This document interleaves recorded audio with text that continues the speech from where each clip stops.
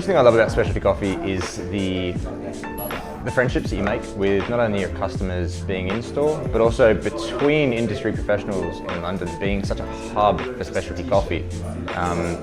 Everyone is super friendly here and super open and super willing to share the knowledge, and I think that's a really important thing in our industry in specialty coffee, is sharing that knowledge and getting everyone in the industry up to a higher standard, rather than trying to get yourself to a higher standard. It's really about, and it feels here like a team environment, about getting us all up to a higher standard and a better level of information.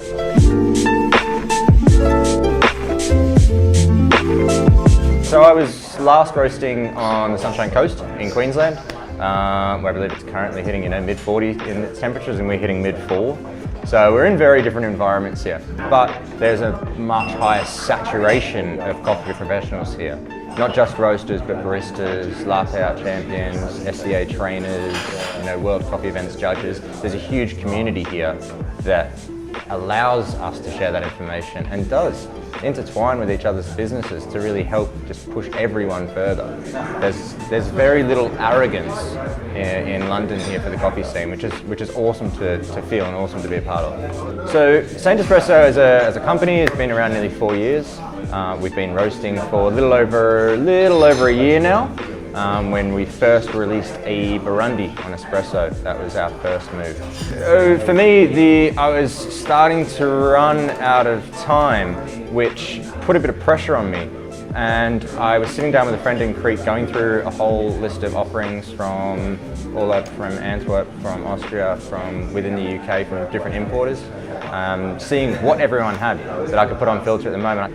I cupped a whole bunch at home. I was running short on time, and in no mind of running short on time was this a surprise and delight, this Rwandan. Coming across that amount of floral notes, as we mentioned, that bouquet of jasmine was a bit of a shock to me from the Rwandan. I wasn't expecting that.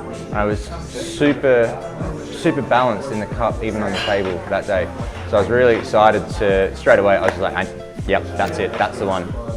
I didn't rule out the others, but I knew I wasn't going to consider him. It was just so clear for me that that was the Rwandan I was going to go with.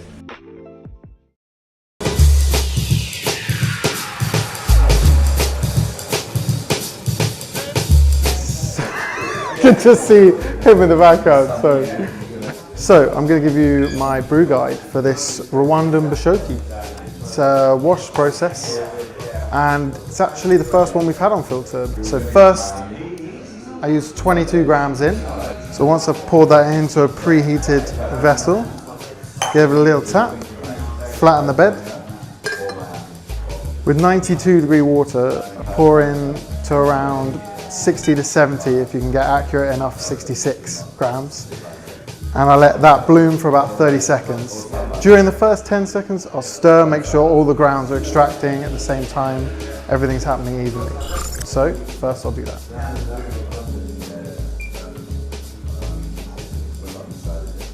You just want to keep a nice even pour. Give it a stir.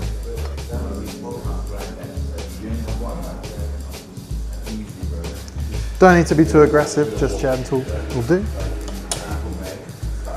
Wait for it to bloom, about 30 seconds. You should see bubbles appearing on top. That means that everything's being extracted. And then about 30 seconds in, I begin to pour. Concentric circles from the middle, going outwards.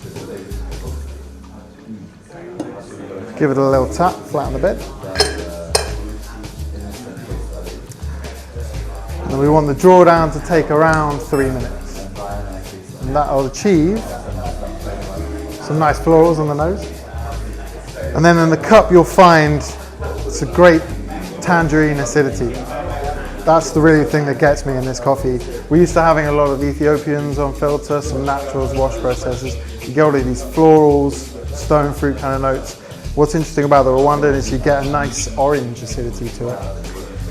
There's lovely chocolate flavors in there, there's a bit of biscuit. At the end there's a kind of apple acidity, which is kind of unusual. A lot of coffees do end in a kind of lemon, lime acidity.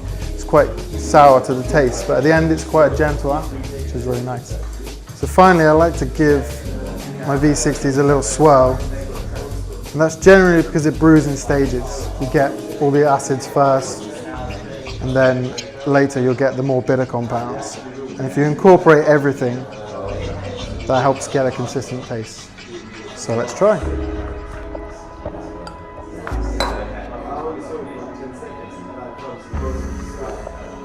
Oh, it's really floral on the nose.